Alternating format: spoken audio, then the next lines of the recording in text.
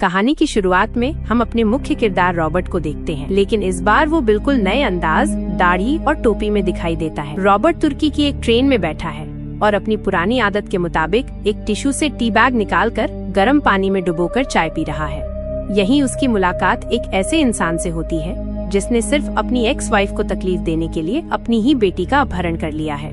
Robert का असली मकसद भी इसी निर्दयी को सबक सिखाना है।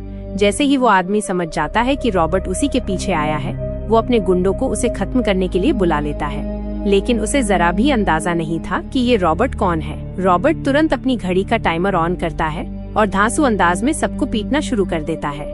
रॉबर्ट की खासियत यही है कि उसके हाथ में जो भी चीज आ जाए वो उसे हथियार बना देता है। इस बार भी वो केवल चतुराई और पास पड़ी चीजों से ही गुंडों को चूर चूर कर देता है। अगले सीन में दिखाया जाता है कि रॉबर्ट उस लड़की को सुरक्षित उसकी मां तक पहुंचा देता है और अपनी पहचान छुपाते हुए अब वो शहर में टैक्सी ड्राइवर बनकर नया जीवन शुरू करता है।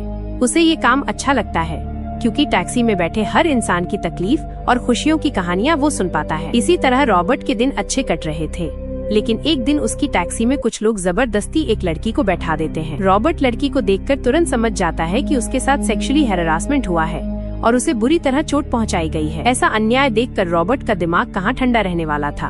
वो लड़की को ड्रॉप करने के बाद सीधे उसी बिल्डिंग की तरफ निकल पड़ता है जहाँ से उसने उसे उठाया था। वहाँ पहुंचकर देखता है कि सब लोग बैठकर मजे ले रहे हैं। रॉबर्ट तब उनसे कहता है, जो कुछ भी तुम लोगों ने उस लड़की के साथ करके रिकॉर्ड किया है सब मुझे दे दो। लेकिन लड़के समझ जाते हैं कि ये कोई आम इंसान नहीं है। फिर भी वो नहीं जानते थे कि रॉबर्ट कितना खतरनाक है। जैसे ही वो लोग रॉबर्ट पर अटैक करने की कोशिश करते हैं, रॉबर्ट अपनी मशहूर घड़ी ऑन करता है और उनके ऊपर टूट पड़ता है। इस बार तो वो उनके ही एटीएम कार्ड से एक का गला काट देता है और बाकियों की हड्डियां कुछ सेकंड में चूर चूर कर देता है। तब रॉबर्ट एक लड़के से कहता है, 911 पर कॉल करके बोलो कि हमने एक लड़की का रेप किया है और प्लीज आकर हमें पकड़ लो। उस वक्त रॉबर्ट पूछता है, तू राइट हैंडेड है या लेफ्ट हैंडेड? लड़का जवाब देता है, मैं राइट हैंडेड हूँ। रॉबर्ट कहता है, तू जरा अपना लेफ्ट हाथ दिखा, और फिर उसके लेफ्ट हाथ की उंगलियां पकड़कर बीच से तोड़कर 2 हिस्सों में कर देता है। इसके बाद रॉबर्ट धमकी देता है, अगर राइट हाथ से मुझे 5 स्टार रेटिंग नहीं दी तो अगली बार आकर इस राइट हैंड की 2 उंगलियां भी तोड़ दूंगा। अगले सीन में बेल्जियम के एक शहर का दृश्य दिखता है। वहाँ 2 कपल डिनर कर रहे होते हैं। तभी अचानक कुछ लोग आकर पत्नी को गोली मारकर खत्म कर देते हैं। फिर उसी बंदूक से पति के मुंह में गोली डालकर ऐसे मारते हैं कि सबको लगे कि उसने पहले अपनी पत्नी को मारा और फिर खुदकुशी कर ली। सब क्यों हुआ, इसका राज थोड़ी ही देर में रॉबर्ट को पता चलता है। वो घर आता है और देखता है कि उसके रूम में कोई है। रॉबर्ट तुरंत गन लेकर अंदर घुसता है, लेकिन तभी उसे एक जानी पहचानी परफ्यूम की खुशबू आती है। रॉबर्ट समझ जाता है कि ये उसकी दोस्त सुसान है। फिर रॉबर्ट और सुसान थोड़ी देर अपने सुख दुख की बातें करते हैं, लेकिन कुछ देर बाद सुसान को अपना जरूरी काम याद आता है और वो रॉबर्ट से विदा लेकर चली जाती है। अगली सुबह रॉबर्ट अपने किराए के मकान के आंगन में देखता है कि कुछ शरारती लड़के गड़बड़ कर रहे हैं। वो खुद ही दीवार पर बने ग्राफिटी साफ करने लगा है। वहीं हमें माइल्स नाम का एक लड़का दिखता है जो हर रोज रॉबर्ट से मिलने आता था। लड़का अच्छा था, लेकिन उसका दोस्त सर्कल उतना अच्छा नहीं था। इसीलिए रॉबर्ट हमेशा उसे गाइड करता था ताकि एक दिन वो जिंदगी में सच में कुछ अच्छा कर सके। उधर सुसान के पास बेल्जियम वाला मर्डर केस आता है इन्वेस्टिगेशन के लिए। सब लोग उसे आत्महत्या बता रहे होते हैं, लेकिन सुसान को लगता है कि उसे खुद जाकर देखना चाहिए। सुसान जब उस मर्डर स्पॉट पर पहुंचती है तो साफ समझ जाती है कि ये कोई सुसाइड नहीं बल्कि हाई लेवल का मर्डर है। वहाँ उसकी मुलाकात अपने कॉलिग डेविड से होती है। सुसान सीधे कुछ नहीं कहती, लेकिन इशारों में समझा देती है कि इसके पीछे किसी बड़े आदमी का हाथ है। इसके बाद जब सुसान लिफ्ट से अपने होटल रूम में पहुँचती है, तभी अचानक 2 लोग उस पर अटैक कर देते हैं। सुसान भी अपनी उम्र के हिसाब से अच्छा फाइट बैक करती है, लेकिन आखिर में उन दोनों से भिड़ते भिड़ते वो थक जाती है और संभाल नहीं पाती। अब सीन कट होकर रॉबर्ट की तरफ आता है। वहाँ दिखता है कि रॉबर्ट माइल्स के साथ बैठा बातें कर रहा है। माइल्स अच्छा आर्टिस्ट था और शानदार पेंटिंग बनाता था। दोनों इन्हीं बातों में मशगूल थे कि तभी रॉबर्ट के पास कॉल आता है। उसमें खबर मिलती है कि कल ही बेल्जियम में सुसान की मर्डर हो गई। ये सुनकर रॉबर्ट स्टैचू सा हो जाता है। अभी तो कुछ दिन पहले ही उसने अपनी दोस्त के साथ लंबी बातें की थी और आज वही अब अतीत बन चुकी है। इस बार रॉबर्ट के सिर पर पूरी तरह खून सवार हो जाता है।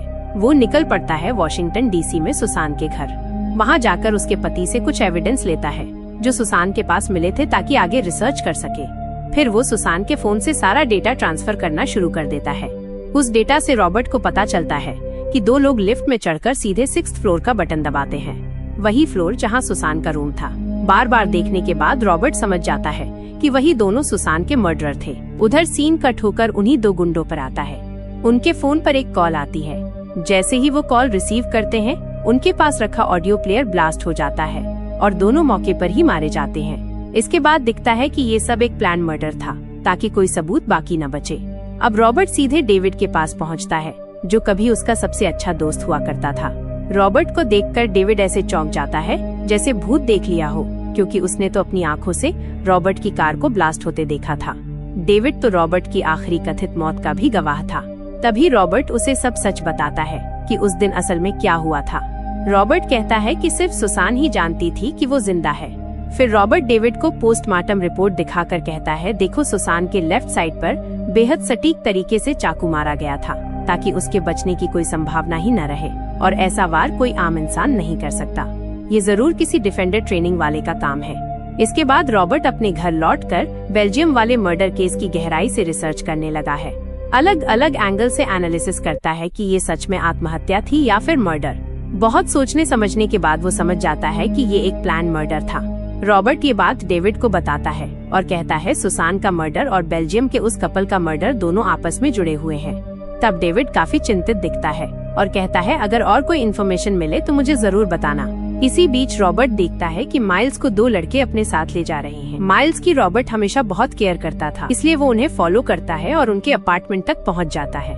वहां जाके रॉबर्ट देखता है कि सभी नशे में हैं और माइल्स से कह रहे हैं, तेरे ये ड्राइंग करके तू अपनी लाइफ नहीं चला पाएगा, ये बंदूक पकड़ और जो तेरा भाई मारा है उन्हें सब खत्म कर दे। यहाँ हम समझ जाते हैं कि माइल्स के बड़े भाई को 2 साल पहले एक गोरे आदमी ने मारा था और अब माइल्स से बदला लेने के लिए ये लोग उसे लगातार धमका रहे हैं। रॉबर्ट वहाँ पहुँचता है और सबसे पहले गार्ड्स यानी नशे में पड़े लड़कों को मारता है और उनके नाक फोड़ देता है। फिर वो मेन रूम में आता है। वहाँ एक आदमी पूछता है, ये नायग्रा फिर कौन है? रॉबर्ट कड़क अंदाज में जवाब देता है, मैं तेरा बाप हूँ, तेरी माँ शायद ये कहना भूल गई। रॉबर्ट का ये खतरनाक लुक देखकर सारे लड़के डर से चुप हो जाते हैं।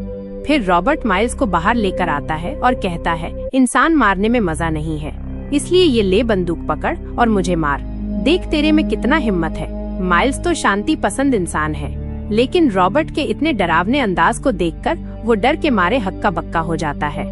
तब रॉबर्ट उसे धक्का देकर घर लेकर आता है। रॉबर्ट का एटीट्यूड पूरी तरह अस्थिर दिखता है। अगले दिन टैक्सी चलाते समय उसकी कार में एक आदमी बैठता है। वो कहता है, आज मेरी बेटी का जन्मदिन है, इसलिए उसे विश करने कैलिफोर्निया जा रहा हूँ।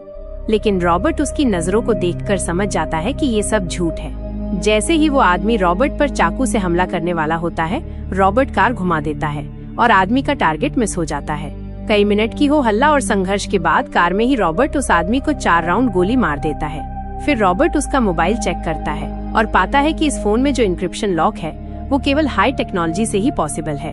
रॉबर्ट अब समझ जाता है कि इन सब कामों के पीछे कौन है। फिर वो उसी कार में आग लगा देता है और सारी एविडेंस को जला देता है। अगले दिन सुबह वो डेविड के घर पहुंचता है। डेविड उसकी अचानक मौजूदगी देखकर हैरान रह जाता है। रॉबर्ट कहता है, कल जो लोग मुझे मारने आए थे उनके पास से मुझे ये फोन मिला। ये हाई लेवल का इंक्रिप्टेड फोन है, तू देख इसमें कुछ निकल सकता है या नहीं। फिर रॉबर्ट अपने फोन से एक नंबर पर कॉल करता है और उसी समय डेविड का फोन भी बजता है। मतलब रॉबर्ट पहले ही पकड़ चुका है कि डेविड ही सबका मास्टरमाइंड है। बहुत ही ठंडे दिमाग से रॉबर्ट डेविड से पूछता है, तूने ये सब क्यों किया डेविड? डेविड तब कहता है, तू मर जाने के बाद ही हमारी टीम डिसमिस हो जाती थी। फिर हम काउंटर टेररिज्म डिपार्टमेंट में जाकर खाली लोगों को मारना शुरू कर देते थे। बॉस नाम और लोकेशन देता और हम उन्हें खत्म कराते। रॉबर्ट पूछता है, वे लोग इंसान थे या क्रिमिनल? डेविड कहता है, वे क्रिमिनल थे, लेकिन सुसान तो अब क्रिमिनल नहीं थी। फिर तुमने उसे क्यों मारा? डेविड जवाब देता है, हम अब बेकार लाइन में नहीं हैं। सब दोस्त मिलकर अपना खुद का नेटवर्क बना लिया है। हम खुद अपने कोर्ट में न्याय करते हैं। असल में ये दिखाता है कि वो आदमी पहले से ही ब्रेन वॉश था और एंटी पार्टी में पैसा कमाने के लिए शामिल हो गया था। यही दिखता है कि सुसान अब भी जिंदा थी, लेकिन डेविड ने उसे अपने हाथ से चाकू से मार डाला। ये सब सुनकर रॉबर्ट बाहर आता है और देखता है कि उसके 3 और एक्स कॉलिग्स डेविड के साथ मिलकर सारी हरकत कर रहे हैं। रॉबर्ट कहता है, अब मेरे हाथ में और कुछ नहीं है, सिर्फ तुम्हें काट छांट करने के अलावा। लेकिन दुख की बात यह है कि मैं सिर्फ एक बार ही कर सकता हूँ। बार बार कर पाता तो मुझे बहुत शांति मिलती। रॉबर्ट उस समय उन्हें गाड़ी देने वाला होता है, लेकिन तभी डेविड के घर वाले आ जाते हैं। वो कोई हल्का फुल्का कदम नहीं उठाता और वहीं से उसकी बीवी की गाड़ी लेकर निकल जाता है। इसी बीच डेविड भी सुसान के पति को मारने के लिए अपने साथी लेकर आता है, लेकिन रॉबर्ट समझ जाता है और डेविड पहुंचने से पहले ही उसे एक सुरक्षित जगह पर छोड़ आता है। जब उनका टारगेट मिस हो जाता है तो वो लोग रॉबर्ट के घर चले जाते हैं। वहाँ माइल्स किचन में पेंटिंग कर रहा होता है। उसे भूख लगती है और वो रॉबर्ट को कॉल करता है फ्रिज में रखे खाने की परमिशन लेने के लिए। तभी उनके घर के कुत्तों की भौंकने की आवाज सुनकर रॉबर्ट कहता है, कुत्ते इतने क्यों भौंक रहे हैं? खिड़की से देख क्या मामला है? माइल्स बताता है कि पिज्जा डिलीवरी मैन आया है, लेकिन रॉबर्ट तुरंत समझ जाता है कि ये कोई पिज्जा डिलीवरी मैन नहीं बल्कि एक किलर है। इसलिए वो माइल्स को तुरंत छुपने को कहता है। माइल्स को कुछ भी समझ नहीं आता कि असल में कहानी क्या है। तब रॉबर्ट उसे कहता है, मेरी बुकशेल्फ में एक किताब हटा दो, वहाँ तुम्हें एक बटन मिलेगा। उस बटन को प्रेस करते ही तुम्हें एक सीक्रेट गेट मिलेगा।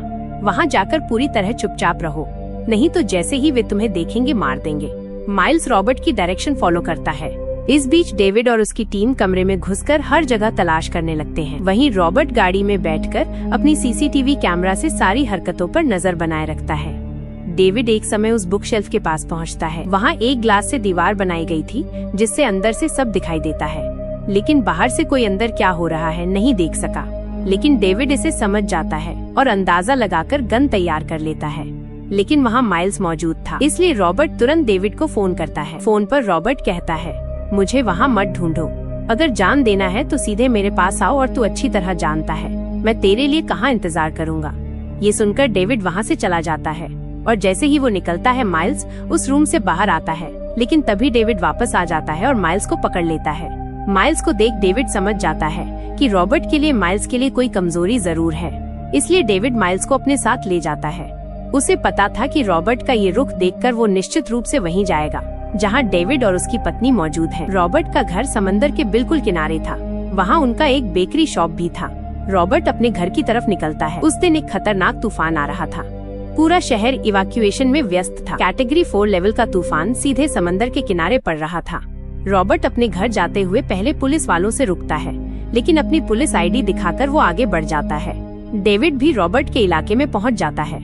अब वहां चोर पुलिस का खेल शुरू होता है। डेविड एक टावर पर चढ़ जाता है अपने 4 स्कोप लगे पैराफल गन के साथ और वहां से सभी को बैकअप देने लगता है। बाकी मेंबर्स रॉबर्ट को कुत्ते की तरह ढूंढते रहते हैं। ये चारों एलिट फोर्स के लोग हैं और रॉबर्ट अकेला बिना किसी हथियार के बाहर खतरनाक तूफान बारिश हो रही है। एक जबरदस्त लड़ाई हमें देखने को मिलने वाली है। रॉबर्ट का पहला शिकार एक घर में घुसता है। वहाँ वो देखता है कि मशीन चल रही है। चारों तरफ नजर डालता है लेकिन कुछ नहीं पाता और वापस लौटने लगता है। तभी रॉबर्ट अपने हाथ से बनाए गए कुछ सामानों का इस्तेमाल करके एक हथियार बनाता है और सीधे उस गुंडे के जबड़े में वार करता है और उसे मार देता है। इस बीच उसके बारे में कोई खबर न पाकर दूसरा आदमी वहाँ पहुँचता है और देखता है कि उसका दोस्त पहले ही जमीन की तरफ निकल चुका है। वो बाहर निकलता है और रॉबर्ट को ढूंढते ढूंढते सीधे समंदर के किनारे पहुँच जाता है। वहाँ पहुँचकर रॉबर्ट सुसान की तस्वीर को दीवार पर टंगा हुआ देखता है और फिर दोनों हाथों में 2-2 चाकू लेकर रॉबर्ट उसे बस 5 सेकंड में ऐसा वार करता है जैसे बकरी काटी जाए। बेचारा शायद रॉबर्ट का चेहरा भी ठीक से देखने से पहले ही मर जाता है।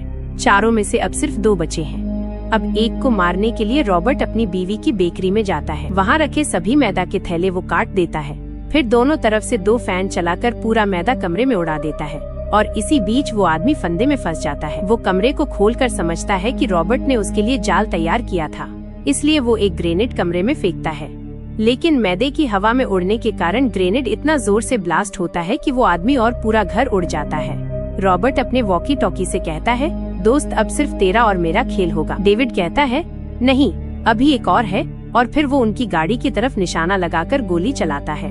तभी दिखता है कि गाड़ी के बैक डेक में माइल्स फंसा हुआ है। डेविड कहता है, तुम मेरे सामने दिखाई दोगे नहीं तो मैं गाड़ी में बैठे माइल्स को यहीं शूट कर दूंगा। वो 1 से 3 तक गिनती शुरू करता है, लेकिन रॉबर्ट एक चालाकी करता है। वो गाड़ी के टायर पर गोली मारता है जिससे गाड़ी नीचे हो जाती है और डेविड की गोली का टारगेट मिस हो जाता है। डेविड तब पागलों की तरह हो जाता है, रॉबर्ट को देख न पाकर। तभी एक तेज हवा के झोंके से वो उल्टा गिर जाता है। इस मौके का फायदा उठाते हुए रॉबर्ट वहाँ पहुँचता है और उसके साथ फाइट शुरू कर देता है। दोनों की जबरदस्त धक्का मुक्की होती है। डेविड रॉबर्ट का गला दबा देता है, लेकिन रॉबर्ट अपनी उंगली से डेविड की एक आंख पूरी तरह नष्ट कर देता है। फिर रॉबर्ट डेविड के पास रखे चाकू से उसे निंजा स्टाइल में मारता रहता है। अंत में रॉबर्ट डेविड के बाएं छाती में चाकू भेजता है और उसके गले के पीछे से गर्दन नीचे करते हुए एक लात मारकर उसे समंदर में फेंक देता है। और इस तरह खत्म होता है रॉबर्ट का एक और मिशन, जहां रॉबर्ट गलत वजह से अपने प्यारे दोस्त को भी छोड़ता नहीं और उसे आखिरी सीख देता है। रॉबर्ट अब उस गाड़ी से माइल्स को बचाता है और अपने घर ले आता है। फिर सीन बदलता है एक चमकीदार दिन का दृश्य। माइल्स अब उन सभी दोस्तों की गलत साथी से निकलकर पूरी तरह आर्ट में मन लगाता है। वहीं रॉबर्ट को देखा जाता है। वो अपने घर के सामने शांत समंदर की तरफ देखता है और अपनी शादी की अंगूठी को चुंबन देता है। और इस तरह ये मूवी खत्म होती है, लेकिन सच कहे तो खत्म भी नहीं हुई।